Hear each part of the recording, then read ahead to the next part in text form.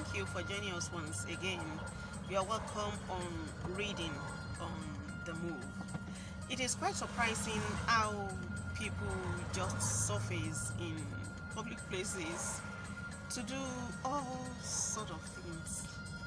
And if they can do all stuff in public places, then we can read here too.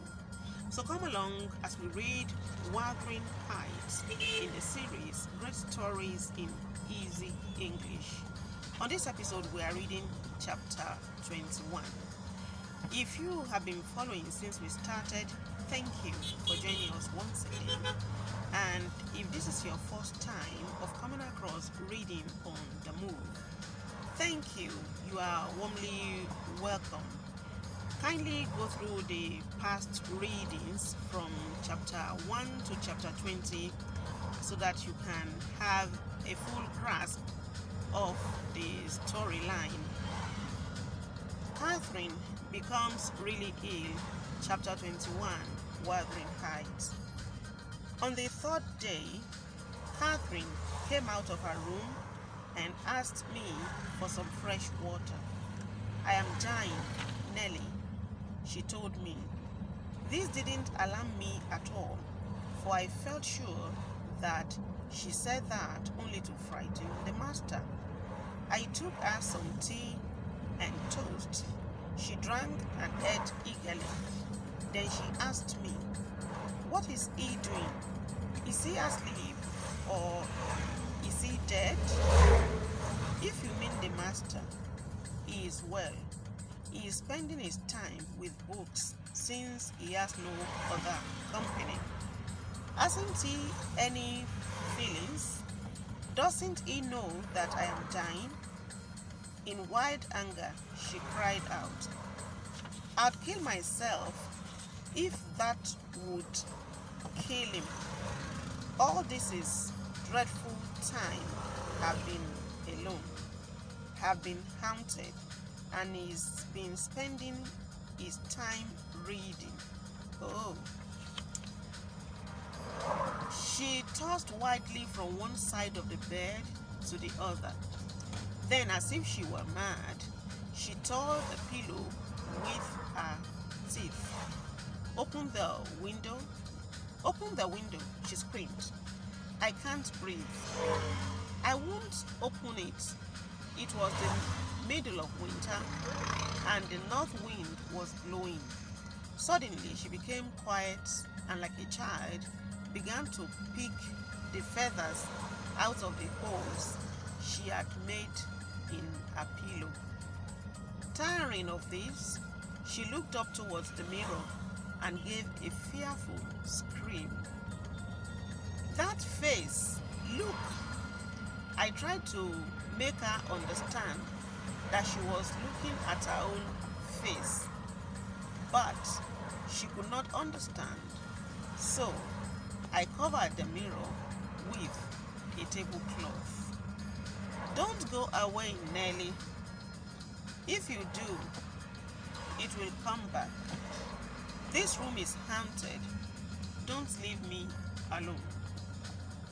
I put my arms round her. "I'll never leave you," I said.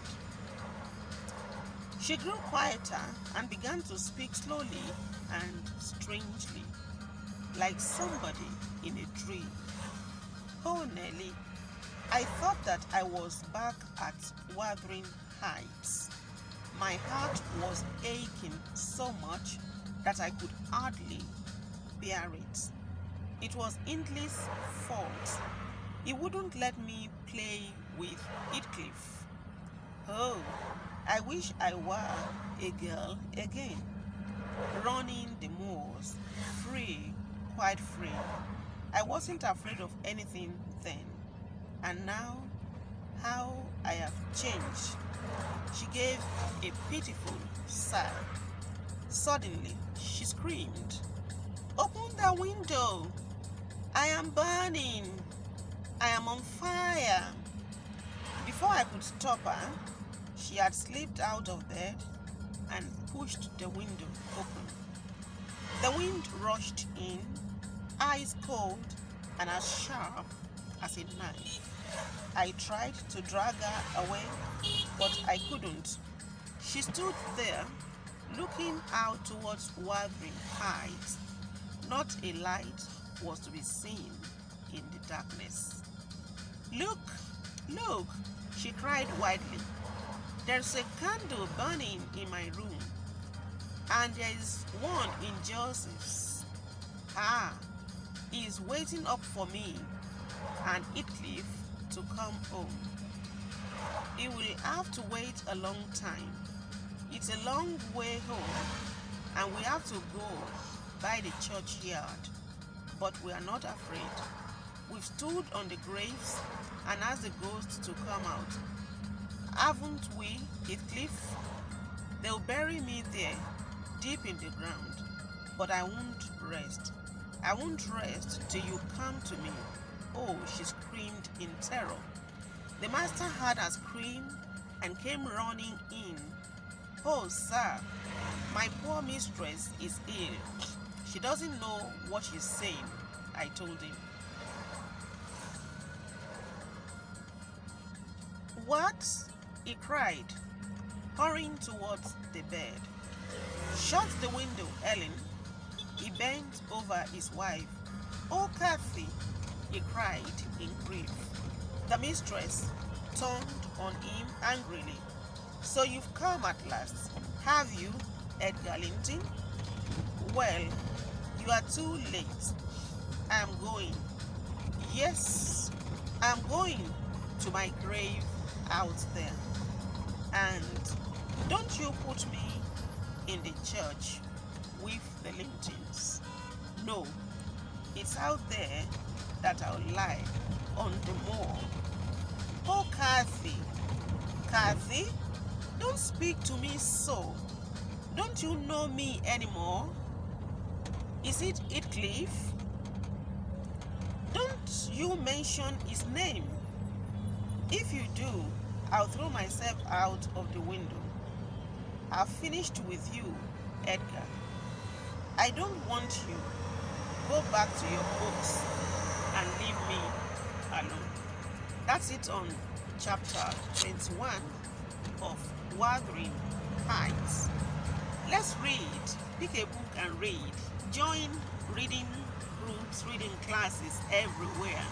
Let's clear the mess for something better. There's so much going on in public places, and one wonders what's happening. Reading can be pleasurable, reading can be interesting, reading can be enjoyable. So reading on the move is here to encourage you to read and to subscribe to decent content in public places. My name is Bola Motayo. I'll see you on the next episode.